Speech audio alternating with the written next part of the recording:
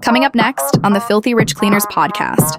One sort of piece of advice I would have is be very careful with the word manager. If you make them a manager, then what's up from there? There's not a lot up from managers. From your first dollar to your first million, welcome to the Filthy Rich Cleaners podcast, presented by ZenMade.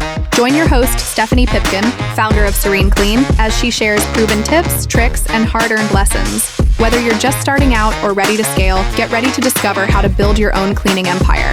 Let's roll up our sleeves and dive in. Hello, everyone. Welcome back to the Filthy Rich Cleaners podcast. I am your host, Stephanie from Serene Clean, and today's fabulous guest, Molly Moran, is truly an inspiration in the cleaning industry, both from her business savvy, but then just from a leadership perspective and who she is in the space. She owns a fantastically successful cleaning service in Albuquerque, New Mexico, and has also now gotten into coaching over the past several years, podcasting, and truly just being a force to be reckoned with. So Molly, thank you so much for the time today, and I can't wait to have this conversation with you. Oh, I'm so glad to be here, and thanks for that great introduction, Steph. Jeez, make me feel like $1 million as we get started. I appreciate it. Well, you make more than $1 million, I'm sure. So, indeed, yep. But for a Monday, it's not so bad to make feel like another million, right? Oh yeah. Absolutely. So for our listeners who are not familiar with you, would you mind just giving us a little walk down memory lane of where you were at when you opened your cleaning business? What inspired you to do this? And had you ever done anything entrepreneurial prior to that? Well, I love this question, Steph. And I would say interestingly, I never wanted to be an entrepreneur. Now I have been for many years. I started my cleaning company in 2009 after a long stint in the nonprofit industry. The funny thing is I didn't want to be an entrepreneur because I grew up in an entrepreneurial family. My parents owned a country store, and my bedroom was above the cash register. So I could hear as a teenager on Saturday mornings, the cash register ringing and all of that stuff, and which was pretty amazing in certain ways. However, it was 7 days a week, 8:30 a.m. to 7:30 p.m. And although it was a great business for my parents and for our family ultimately, and they were able to retire from it, there wasn't a ton of freedom. And so I thought, business means no freedom. And so for a decade, I was fully against becoming a business owner. And then I was working in the nonprofit world, like I mentioned, didn't love my trajectory. I kept kind of getting bored and was kept moving around. And I was I'm going to become an executive director. I don't want to do that. So I just didn't like where I was going. And then I read The 4-Hour Workweek by Tim Ferriss, which a lot of us read many, many years ago. And I was like, this is amazing. I can make $1 million and work 4 hours a week. This is going to be so awesome. And so, I remember exactly where I was reading the book on the beach in Mexico. I was taking a hiatus from my working life and learning Spanish and traveling around and having a blast. And so I decided, okay, I'm going to start my own company. I don't know what it is going to be, but I do know needs to have low startup costs, needs to be customer service centric because I'm really good at customer service. I mean, I grew up behind the cash register, right? So I knew customer service. And at that time, I was it can't be heavily into technology because I didn't feel like I knew technology very well. So I came home from that trip and I wasn't sure what it was going to be. And then what the business was going to be. It had a few parameters and it had to bring my sort of personal values about being a good human into it. And I had hired a cleaning person to clean my house. I went back to work full time. I was working in the nonprofit world, but I was trying to figure out what I wanted to do and had hired someone to clean my house, had given her environmentally friendly cleaning products to use, and she didn't use them. And I came home from work that day and I started sneezing and having a big allergic reaction. And I have a little bit of asthma. So I had an asthma attack and and I had this light bulb moment. I was I'm going to start an eco-friendly cleaning company. Literally, that's how it happened. So, and I don't know if I answered your question fully or not, but that's how I landed here 16 years ago, starting my eco-friendly house cleaning company. So Wow, that I can so resonate with that as also a child of entrepreneurs and a business owner, and really correlating that you need to work like a dog in order to be successful in business, and that and I really took that into my young adulthood before I opened the company of like, I'm going to just work so much because that's really not only the path to success, but I really correlated that with like worth of like, well, that's what my Mhm. worth is being able to work like that. And it was, there was definitely a lot of success from that, but I think a lot of burnout comes from it at all. And I've seen on your content, you talk a lot about burnout. And so when you were starting the cleaning business, what did that look like from an energy level? Do you feel that you had a season or you've had seasons of like, I got to push and I'm making that active choice versus like balancing that is really interesting to me. Yeah, I love this question. And it's funny because I think I used to tie like worth and everything into being, as long as I work hard, I am worthy. Right. And I can do anything I put my mind to as long as I work hard. And I've definitely shifted away from that in the last several years and I think I contributed to this, like to hustle culture and taking Yes. pride. And now I'm like, F that. Like I am not into that at all. Now, do I work really hard sometimes? Absolutely. And are there different seasons? Absolutely. Like even in a year or even in a month of work, well, maybe not in a month, but are there different seasons of working hard and resting? For sure. And early on in my entrepreneurial journey, like I was not aware of this. I was just like, the harder I work, the more successful I'll be, the more money I'll make, the more people I can impact, like all of that. And it's really just been in the last, I would say, 8 to 10 years maybe 8 years, where I've really started to look at it from a more holistic place and recognize the value of rest and also, and of course, reframing what I think makes a person worthy and successful and all of that too, right? And I know that it can be really easy once you've made it to certain milestones. Like I remember thinking, oh, that's easy for that person to say. They already have a multi-million-dollar company. They already have the lifestyle they want. Like I have to push to get there. Like I definitely remember thinking that when I heard that when I was in startup mode. And now I'm sitting here doing that because I'm not in startup mode anymore. And I would say that it doesn't have to be the hustle. And I actually believe that you can get a lot more done when you take smart breaks and rest to recuperate. You'll have a lot more energy and focus rather than just, burning the candle at both ends. So to me, yeah, does that make sense? That makes perfect sense. So how does that correlate to patience for you? Because when I think about 22-year-old Stephanie, if you said that to me, I'd be like, I don't got time for that. Like, let's go. Right. And so, like, do you feel like your patience has grown as a person? Yeah, I do. And 22-year-old Stephanie, listen, 22-year-old Stephanie is going to have different energy levels than 30-year-old or 40-year-old or 50-year-old Stephanie, right? And so if you want it, if that's what you want to do, then freaking do it, right? Like, but if you do it if you keep doing it year after year after year, but I think that there's also a thing that happens. I don't know how old you are, Stephanie. Are you out of your 20s yet? 29. 29. Okay. So like, listen, as a 50-year-old, I would say I probably have a little less energy than I had as a 22-year-old. Okay. Like in all truth, right?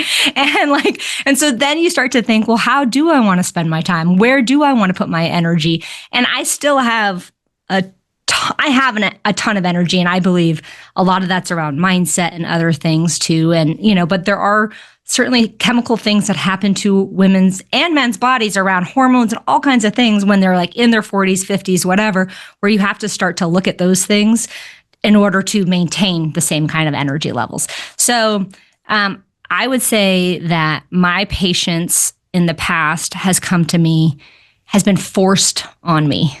I didn't just like wake up and like embrace it. It was definitely forced on me.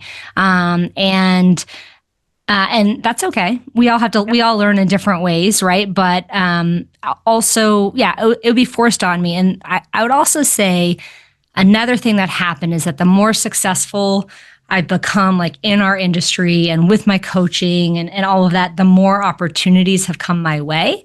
And so really thinking, well, how do I want to spend my time rather than just saying yes to this and yes to this? Like, I've stopped saying yes to everything because time is like truly the most precious resource we have, right? Like, and so it's like, so that I think has also kind of played into the patience thing, because I'm like, I can't say yes. If I say yes to everything, then it's going to take this other thing longer to grow or to get to wherever I want to get it to. So it's been kind of a balancing act in that way. I love that you mentioned that and kind of the opportunity cost of every decision that we make. And I would say when I'm looking at newer owners or even looking back at myself, I was such a yes man. And it's joked in my company, Stephanie, well, I wouldn't be answering the phones anyway, but I'm not allowed to because we would be cleaning gutters and painting apartments. So right. Yeah, we could do that. Putting people in place that are a lot stronger in that of whatever that, and that worked in the beginning, but now I'm like, okay, we can't be the best at every possible home service. And I see so many owners coming up and I look at their website and they have like 10 different things that they say that they're experts in. I'm like, no, you're not. Right. What are you doing? Right. Right. No, I love that you said that. I will say when I started out, so 16 years ago, I started my cleaning company, and we said yes to anything commercial janitorial and anything residential. And then I remember people saying, well, hey, I remember I had a customer that said, hey, you're already in our houses. It'd be great if you added pet sitting on. And I was like, are you fucking kidding me right now? Totally different. I was like, no, I knew enough then to say no, but we said yes to everything. And I built my business for a lot of years, and we were like 50% commercial, 50% residential. And I walked around everywhere with 2 cell phones. This was before like cloud-based phone systems. So I had the Green Sweep cell phone and I had my cell phone. I looked definitely like a drug dealer everywhere I went. And right. If only I made that kind of money, right? And I went on vacation, and we had like a day crew, night crew, 25, 30 people. I don't remember how many people at that point in time. And my wife and I went on a vacation, and I had such a hard time finding all the coverage that I needed it was like, because we were open like 19 hours a day. Yep. Right. Yep. And so even though I had a night manager and I had a day manager, but then I had to have somebody like crossover because I was like in Italy. Right. And so I was like, so I was gone, and I came home and I was like, forget it. We're done with night work. And so and even though we were only doing 2 things then, residential and commercial, I was like, we're just going to focus on the one. We're just going to focus on daytime hours, Monday through Friday, 8:30 to 5. If somebody wants commercial and it fits in that world, fine.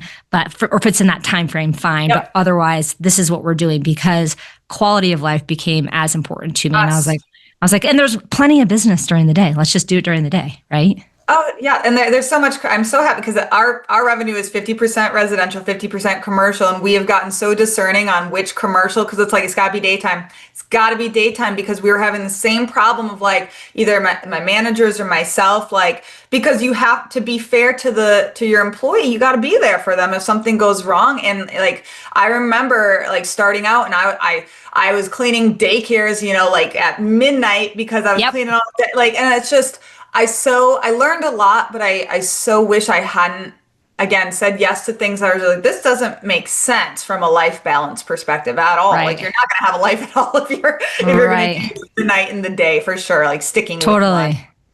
And I will say it's funny because a lot, and I know that a lot of the listeners probably they're working to get out of the field, and and for me it was, and I started out cleaning. I wanted to know how to do everything, so it was that was very important to me. And then I quickly hired people, and I did not make much money at all. I definitely took a hit for my first few years. And if you can imagine, I went from the nonprofit world to the for-profit world, and I made a third of what I was making in the nonprofit world, right? But because I didn't know what I was doing. But anyway, the thing that kept me in the field or made me slip back into the field was the commercial work, because I could always say no, I'm sorry, Mrs. Smith, during the day, we can't clean your house because somebody's sick or whatever it is. I could always bump that cleaning or whatever. But the nighttime work was doctor's offices and schools, and they had to be cleaned. They had to be done. And we didn't have the right depth there. So I do recall cleaning doctor's offices at 9 o'clock at night. And I had 20 employees at the time. Right. And I was like, and that's what was part of that whole decision-making process as well. Yeah, well, especially if you're that size of staffing, it's like, what is going on? There's some like large failure if you're having to get pulled back in and not having some type of buffer or anything like that. And just out of curiosity, because I like to know when I'm speaking to your guests, do you run ICs, W-2s, or some combination, or have you switched over from one to the other? Great question. No, so we are 100% W-2 employees. Me too. Yes, yeah, absolutely. Yeah, so that's been our model from the beginning. I supplemented a little bit with ICs, but no, we are W-2s. We pay by the job. We're primarily a solo cleaning model. So that's how we are now. Awesome. Yeah. We do solos as well. So I really appreciate the kind of interconnection there.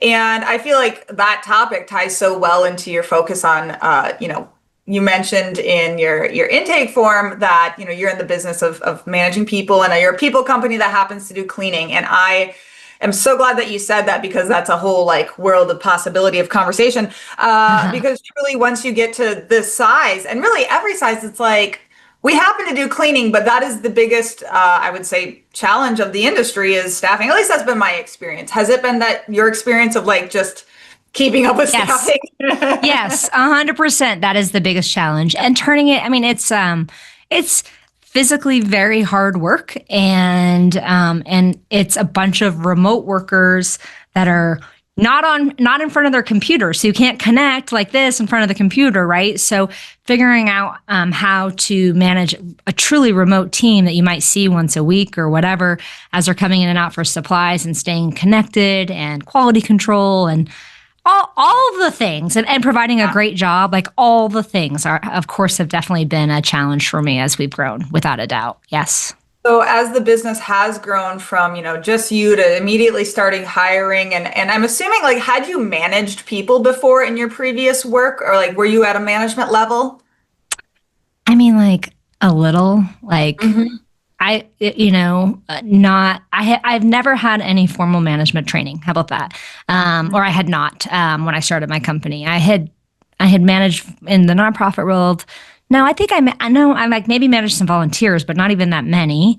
My parents' country store, I definitely had a management role, but I was like, they bought it when I was 11 and sold it when I was 26 or something like that. So I was definitely in charge a lot there, but I was not like managing and growing a team. No, I had no experience with that. I gotcha. And I am curious when it comes to challenges with managing people, and being that this was, you hadn't had this formal training, you've never done this before, and you're also trying to wear all of the hats of the business owner. Does anything strike you as like some of the maybe mistakes or areas that you really had to grow when it came to leadership and managing this amount of people, like looking back at your former younger self, like, oh, I wish like I really needed to grow there. Like I didn't handle these things correctly. Like, do any traits specifically stand out to you that you feel like you've developed strongly here?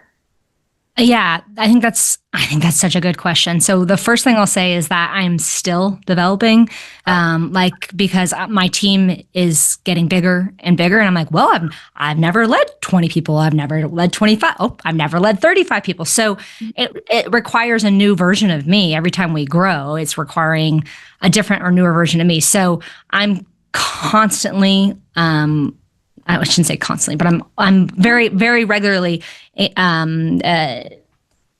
engaging in like growing my leadership, whether it's through courses or mentorship or whatever. So I'm always growing there. Every day I'm working on that. And I would say early on, I had really good resources in my world. So like I knew how to write somebody up. I knew how to fire somebody. I knew how to deal with the unemployment stuff, because I had great mentors in my world who could help me with that. What I didn't always do well, that I would say, is that I didn't always trust myself, and I didn't always trust my sort of gut feelings around people, and that's gotten me into more problems than literally anything else from a management perspective, I would say. And I think that's ties kind of into the, as you're growing a company, you're like, well, I don't like, I don't necessarily have training in this, like, and there could be a little imposter syndrome, like, I don't know how to do this or whatever. So you're trying to make sure you're doing everything right, but you might have an actual feeling about a person who's working for you or whatever, but you're like, but you don't necessarily trust it because you think you don't have the experience or whatever it is. And so that's where I've gotten into the most problems, is not trusting what I just intuitively knew to be true, and then figuring it out from there. And are you specifically speaking in maybe negative traits of like, you're like, I don't think this person should be here on the team, but I'm gonna go against that feeling and let them continue on. Is that what you're speaking of? Yes, that's exactly what I'm speaking to. And and that's been a hard lesson learned. That's been an expensive lesson learned for sure. For sure. That's been, so I would say that another sort of management or leadership sort of earlier on thing that we continue to work on in my cleaning company, obviously, honestly, but is sort of the like really focusing hugely on the growth of the individuals that are working for you. And I have come to a place now where I'm like, okay, I'm the head coach. Like, that's what I am. I'm the head coach of my team. And that's kind of that's the energy I try to bring to it, rather than I'm the boss or I'm the manager or whatever. Like, I'm the head coach. So what can I do to help, let's say, this person do better in life, do better at work, right? And so if I focus on that sort of development of the people, rather than just focusing on, the numbers, the KPIs, those are all important too. They have to be happening, right? But focusing on the development of the person more than anything else, the rest tends to come. So that's one thing I definitely didn't do in the past that I'm doing now. That's been really helpful. Pouring into the people for sure. And what would you say about, I'm a pretty half glass full person, but when we're dealing with heavier turnover, like for us, Serene Clean, this summer, we're literally saying like the summer of 25, we're not talking about this ever again, because the turnover has been like, and it's been really kind of out there, crazy things, like somebody who's worked for me for 4 years stealing, and having to fire. At a church, mind you, a wallet at a church. Yeah, I loved this person. Truly, I care for that person so much. And so we've had, just kind of obscene, like, I would say morality issues, as opposed to like, quality or something, like you didn't clean it right, whatever. It's been like, and so for us, it feels like I'm like in the 9th round of a boxing match, and I'm like, please give me air. And we're finally coming out of that. But when you're butting up against an issue, like this is the issue, and you keep hitting it, what kind of things go through your mind so that you stay positive, but also full of clarity of like not catastrophizing or anything? Because I'm sure you ran into issues where it's like this, like we keep hitting this. Sure. Yeah, no. So I usually always am like, okay, this is, if it's the same issue over and over again, then I'm like, I truly do think, okay, this is a me issue. This is a Molly issue. Like, what the hell am I doing wrong? And I can't always figure it out. And so I talk to other people and I try to get feedback from other people about like, okay, this is the issue as it presents itself. Like, okay, so you've got Steph, you've got an issue with around integrity, it sounds like, right? Yeah, which is one of our core values, mind you. That's literally it is. Oh my God! Oh, that's killer. And we're just like, okay, why now? And just getting really discerning. Maybe it's a filtering problem in the interview process of like honing in even more so heavily of like, okay, like. In this business, people are presented opportunities to not act with integrity a lot because of the nature of the business, right? And so like, how do we really discern and try to, and not, people are really good at hiding that, Yeah, they're not going to tell you they're like, yeah. And by the way, I will steal all the prescription meds. I would say a couple of things. I would say like with stuff like that, like you can't predict everything. And so some of us just like this. Can I swear on this? Yeah. Show? Oh, fuck yeah. Let's go. Okay, good. Okay. This shit's going to happen and there's nothing you could have filtered out. Somebody who worked for you for 4 years, did they just recently develop a drug problem and they're stealing because they've developed, like, you can't filter everything out. And I think that if you just recognize that bad shit's going to happen and that you've got the skills and the resilience to deal with it, and it's just part of doing business, you know? I mean, it truly is. I mean, I've had people I had somebody steal a diamond necklace one time many years ago. And let me tell you, this was before I've been with my wife now for, I think I should know that, 13 years. No, wait. 14, almost 14 years. Let me look at the year. Almost 14 years. So she's been with me almost the entire time I've had the business.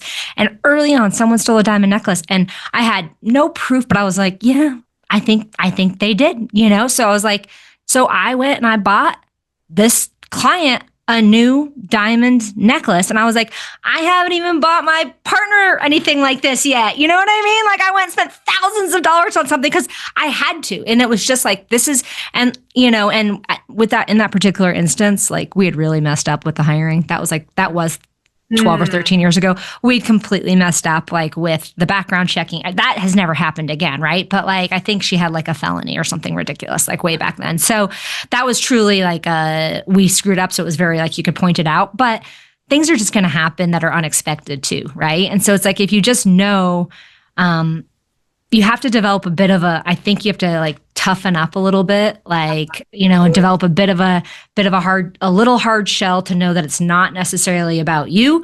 You can't predict everything. And part of doing business and growing a business is that you're going to run into people who don't treat you with integrity, don't treat your business with integrity, like all the things, and just know and come up with a plan for how you're going to deal with it when it happens. Because guess what? It's going to happen, right? Yeah. Humans are going to human, and they can. We're not a bunch of Roombas, unfortunately.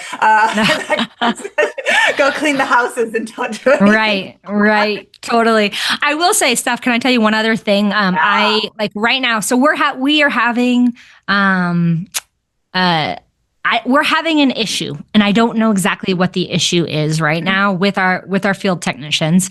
And so I'm getting together, like, I'm doing like a mini retreat with our HR manager and two of the leaders, like a training manager and a deep clean specialist from the field. We're having the four of us are like going off-site for a day and a half to hash out a whole bunch of stuff, because there's a bunch of things that I don't even necessarily know at this point in my business, because I'm not in the day-to-day of it anymore.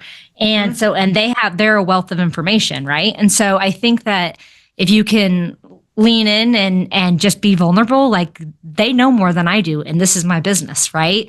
So I want to learn from them and utilize their knowledge to better the company. So if we can do that as leaders too, that's also, so if where you are right now with this holy shit, like, whatever, like, that would definitely be my recommendation for you, like, to do that, just not in like a 1 hour meeting. Like, if it really is a sort of catastrophic kind of thing, like, lean hard into that shit, right? Yeah. And I think that, you know, we've definitely like weathered it. And now, as with really every negative thing that's ever happened in the business, like, I'm so happy that happened, because one, it allowed us to have a level of candor with the entire team of like, look, this happened and we fired this. I mean, my other staff members were in tears because they were so shocked by this. They knew her, you know, but like, I could literally feel the respect in the room growing, because it's like, I respect you enough to tell you this is what happened, and you know, like, obviously this is a good person and they messed up, and let's talk about it. And so I love that you said of like, sometimes you just have to really lean into your people, and that makes me very curious about your business structure. Could you describe what it looks like? Obviously, field technicians, what exactly is the responsibility split in yours, and even having deep clean specialists? I'm very intrigued by that. Yeah, so it is less than perfect. I'll start by saying that. And it's a work in progress. As we grow, it continues to shift and change. And I'm seeing the need for another change here soon. So we have 31 field technicians. And of those, we have 4 training managers who do our training of the new technicians as they come on. And then we have, and I say training manager, they're in charge of the training. They're not and they have ultimate control over the training of whether somebody passes training or doesn't pass training and that sort of thing. But they do not have ongoing management responsibilities to that person. Okay. Just to be clear in terms of what their role. They are full-time cleaners as well. And we have deep clean specialists, and we have and that's a newer role that we're still working out. But I want to say we have 4 deep clean specialists, and they do the bulk of our deep cleans as the leads, and then they have support staff, helping them with the deep cleans as well. And then in the office, there are 4 folks who support everything administratively. So we have Daniela, who's our account manager, and she's in charge of all the sales and all the customer service. And I'm going to probably be peeling customer service off of her because it's getting too hectic with sales at our size for her to also be dealing with customer complaints excessively. So she's in charge of all that. And everyone has a primary role and a backup role. So literally everyone's backup role is sales in our office. Everyone has that as a secondary responsibility. But so Daniela's in charge of sales and driving it. Taj is in charge. She's a HR and finance manager. So she's in charge of all of the field technicians at this point. So all of the hiring, onboarding, training, managing of the field, coaching of the field technicians, as well as has some payroll and some financial responsibilities. And then we have Chris, who is in charge of the scheduler. And I don't remember everyone's title. So that's why I'm like, hang on. So what are their responsibilities? So she's in charge of she's in charge of the schedule, which is not a full-time job, obviously, or I shouldn't say obviously, but it's not a full-time job in our company. And she's also in charge of tech support throughout the day. So all the Slack messages, hey, I'm locked out. Hey, where do I, that kind of stuff. So she's in charge of that. And she's also in charge of the inventory in the warehouse. And then we have Daisy, who is in a support role to all, but especially to the HR and finance manager. So huge HR support and stuff like that. So that's where Daisy sits. And then I'm leadership, and of course I'm driving certain things, but I have no operational responsibilities at all. So. And I'm in charge of marketing, which I can do from anywhere, obviously. That's what same. I'm like I love marketing, and so I'm like that's what I've chosen to keep on me as well. But removing from the operations. So when it comes to all of these roles, obviously it's pretty extensive, and I'm so curious. Did these folks start as cleaning techs, or did you hire them as management? None of the people in the office started as cleaning techs, actually. Really? That's amazing. No. Yeah, none of them did. And I've had a mix. I've done it. Sometimes it works really well. Sometimes it doesn't work really well. I've had it working and not working. So I'm very careful. I know some people only hire and elevate from the field, and that has not been our trajectory necessarily. But so none of them have come from the field. They've all been in the field. Well, with the exception of Daisy has not, because she's a remote employee, but all of them have been in the field and got, done some training, so they understand the technician's experience and that sort of thing in the field, but they're not from the field. Got it. When I know what you mean. Yeah, all of my managers came from the field, but I think it's more so just so that they can continue to be backups, and it was so obvious that they were meant for more, basically. Yeah. There is a host of issues that it can come from having that kind of path as well, because now they know how to clean and run the business. So, right. Well, that's true. That's true. And I've got this amazing employee in the field right now who, and he's going to be one of the folks coming to that meeting we're going to have in a week, actually. And he would like to transition to the office, and and he has the skills, and he is an amazing leader, and I would love to figure it out.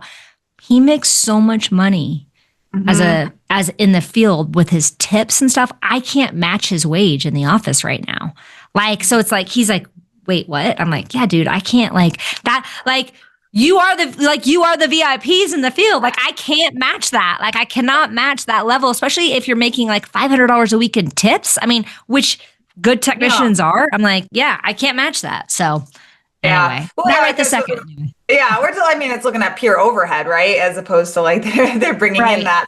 Well, that makes a lot of sense. So as these roles have developed, can you describe kind of Because I think a lot of people wonder, like, when do I bring a manager in? Like, what is the process and how do you make the decision to add another, And so, do you feel like you made any mistakes when it came to timing of managers? That's a great question. Early on, I would say no. More recently, I would say yes. As since I've been bigger, I have definitely made mistakes. Early on, I mean, I think that there's this. I believe it's a fallacy, and I will say that in the past, I definitely perpetuated it, not realizing it was a fallacy, honestly, but that if we could like grow our businesses to 1 million, 1.5 million, and then we could just like be absent, like, and that's BS. It's like, come on, like this is not a $5 million company, and I'm not a $5 million company right now, so I can't speak to what that looks like then, but like, we are the leaders of our company, and it doesn't mean we have to be in them, but we do. And I think it's hard to find somebody who can truly lead and inspire the team like most of us can at the level to be able to afford that level of leadership. Like I can't afford a $300,000 like CEO at this point in time, and I have a good sized company, right? And so, I mean, I could if I don't want to make a huge paycheck myself, but I like to make a huge paycheck myself. So, I think that when you're under 1 million, you're still, for the most part, you're probably working on and in your business, like and certainly up until about 800,000 anyway, like you can probably start backing up at that point in time, but you can have assistants and stuff. You can have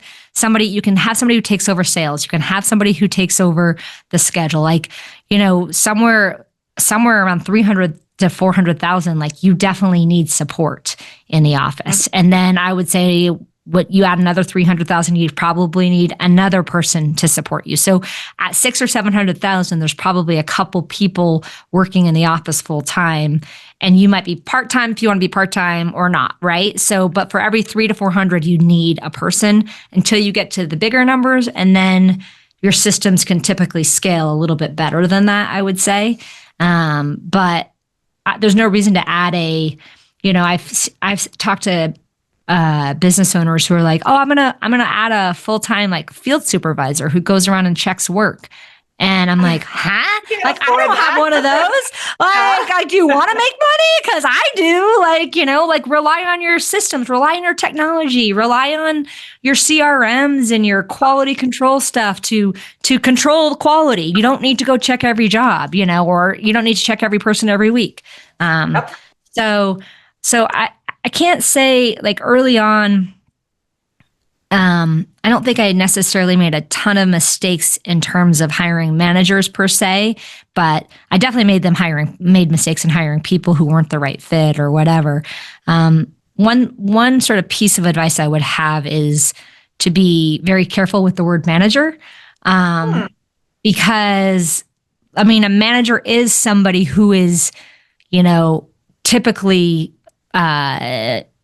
supervising other people, and there's not you want there to be a place for people to grow into. And if you make them a manager, and then what's up from there? There's not a lot up from manager. So it's like I would be careful with the naming and the titling of people for sure, because there's not a lot of upward mobility from manager once you're a manager, right? So yeah.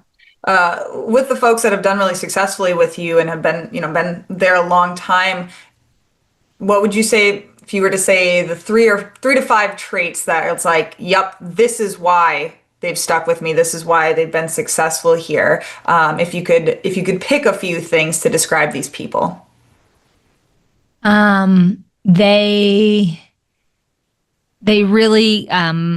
They are really into our culture, the culture that we have. They really get it, and they are in alignment with, our culture values at Green Soup are kindness, integrity, community, excellence, and growth. So they get those. And so they're aligned in that way. I would say they're also aligned with our values as a business, which are not necessarily written out, but one of our big values is community and giving back to the community. So, we do that in a variety of ways. So they love that piece of it.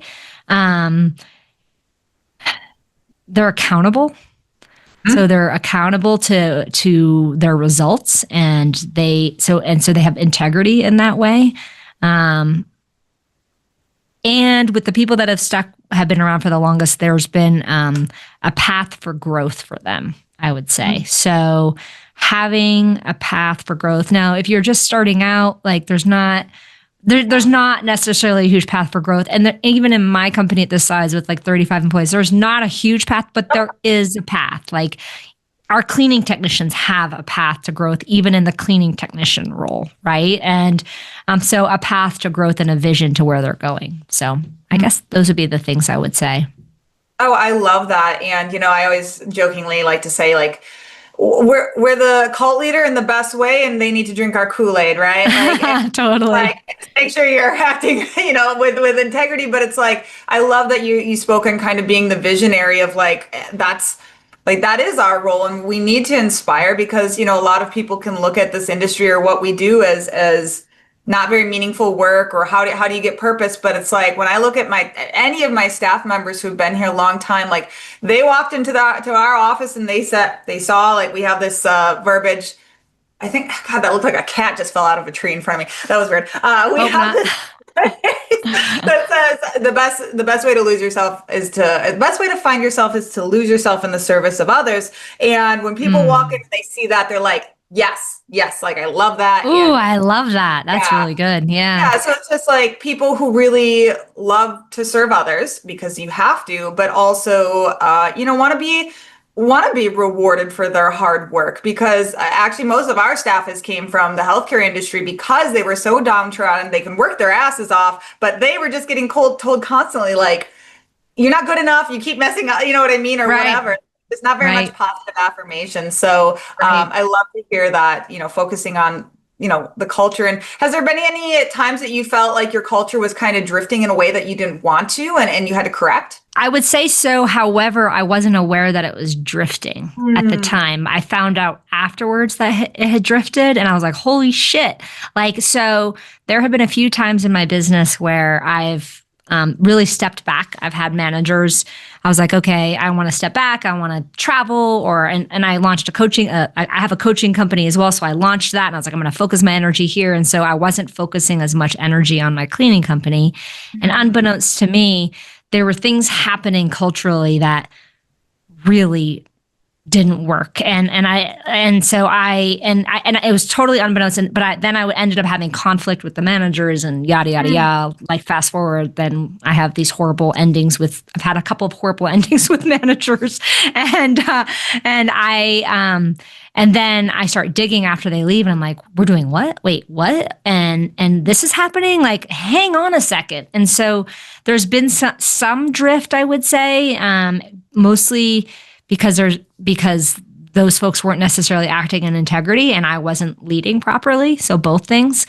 But not like, we were honest and then we weren't honest. Like, not that kind of drift, but just drift, just drift, and like a lot of damage control. I've had to do a lot of damage control afterwards, like around that stuff. And I will say that in my absence, there's at times been a vacuum with the culture.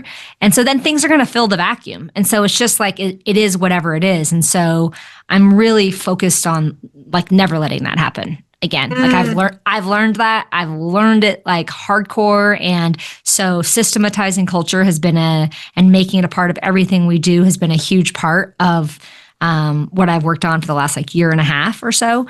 And we're getting there. It's not perfect. We're still like rolling it out and imbuing it into all the different parts of the business. I love that you're touching and alluding on what you had referenced earlier, just that the thought process that you can completely step away and not be involved and not expect negative consequences to come from that. Because I think 100% it is put out there now, because everybody's a coach. Everybody wants to do the thing before, but they never did the thing. And so they're talking about, they don't even know, they haven't even experienced yet. And so it's interesting, I think, and I really push back on this being ever something that is considered passive income or like this, like whatever. It's like, I mean, I think you're gonna hit a roadblock, and you're gonna hit some, like, you're never gonna get past certain heights with the business if that's how you see it, because you need to be in it. And I know what you mean of like, anytime I've like traveling a lot or whatever and coming back, and it's like that. I love that you described it as a vacuum, because that's exactly what it is. Of like, I bring the culture, I bring the vibes a lot of the time, and just being that charismatic person who is like really seeing and noticing and things like that. So when you're talking about systematizing culture, can you give a couple little snazzy tidbits of like some examples of what that looks like? Sure. So, and I will say, I do want to say, like, there are weeks on end when I'm not at my business, right? Like, or even more, like I'm not there. So it's not like you can't step away, right? But you've got to have some systems in place. But so a couple of things that we've done that have really worked. So I believe, and I've talked about this, and I've presented and coached and all kinds of stuff on this, but having a culture of appreciation is so essential. And people leave jobs typically not because of the pay, but because they don't feel seen, heard, understood, appreciated, right? It's a very basic human need is to feel appreciated and seen. And so, and there's a book that a lot of people have probably heard of called The 5 Love Languages. And there's a companion book called The 5 Languages of Appreciation in the Workplace. And I read that several years ago, and I took it and I started to do it. So everyone has a different love language. And so learning people's love languages is really, really key. So for some people, it's gifts. Some people, it's acts of service. Some people, it's physical touch, but you got to be careful about that one in the workplace. Some people it's right. Some people it's going to be verbal affirmations, right? And so, but then it's like, how do they like verbal affirmations? Do they like it in front of a group? Do they like it one-on-one? So learning that stuff so that you can really see and appreciate your employees has been a game changer for me, for sure. And here's the other part of that is, I think, so essential, is that it can't just be top down. You've got to make it.